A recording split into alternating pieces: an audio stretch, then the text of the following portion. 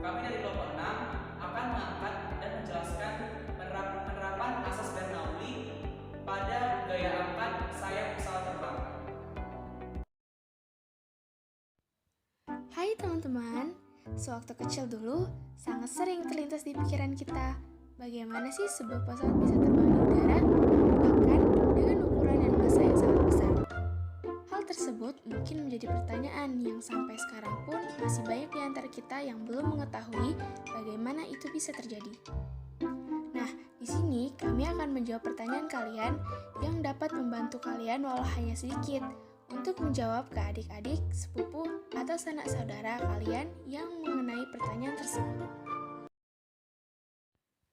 Proses terbangnya pesawat tidak jauh dari 4 hal, yaitu gaya angkat, gaya gravitasi, gaya hambat, dan juga gaya dorong.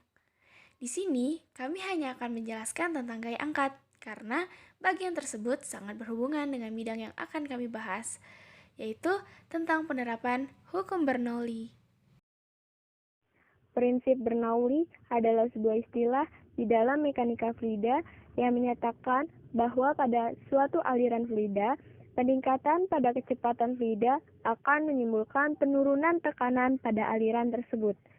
Prinsip ini sebenarnya merupakan penyederhanaan dari persamaan Bernoulli yang menyatakan bahwa jumlah energi pada suatu titik di dalam suatu aliran tertutup sama besarnya dengan jumlah energi di titik lain pada jalur aliran yang sama.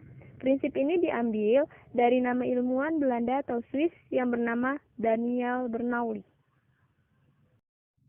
Daya angkat dinamik adalah gaya yang bereaksi pada sebuah benda seperti sayap kapal terbang, rotor helikopter, dan hidrofil karena gerakannya melalui suatu fluida. Sudut serangan sayap menyebabkan udara menyimpang ke bawah. Dari hukum Newton ketiga, maka reaksi gaya sayap yang mengarah ke bawah ini pada udara adalah sebuah gaya F yang arahnya ke atas, yakni daya angkat tersebut yang dikerahkan oleh udara pada sayap.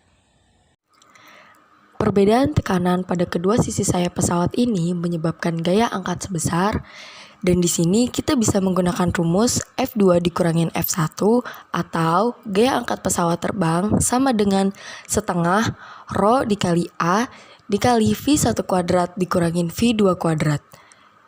Seperti yang kita ketahui, Rho adalah massa jenis fluida dan A adalah luas penampang sayap pesawat.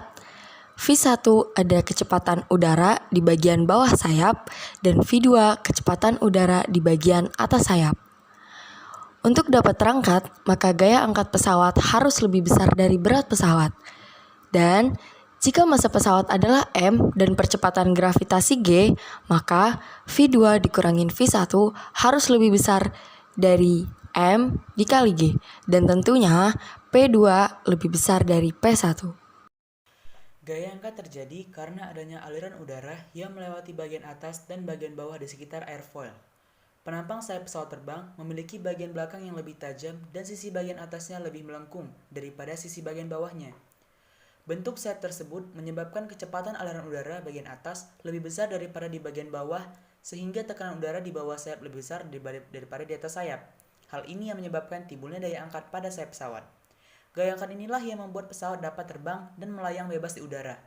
Agar daya angkat yang ditimbulkan pada pesawat semakin besar, sayap pesawat dimiringkan sebesar sudut tertentu terhadap arah aliran udara. Sekian dari penjelasan kelompok kami.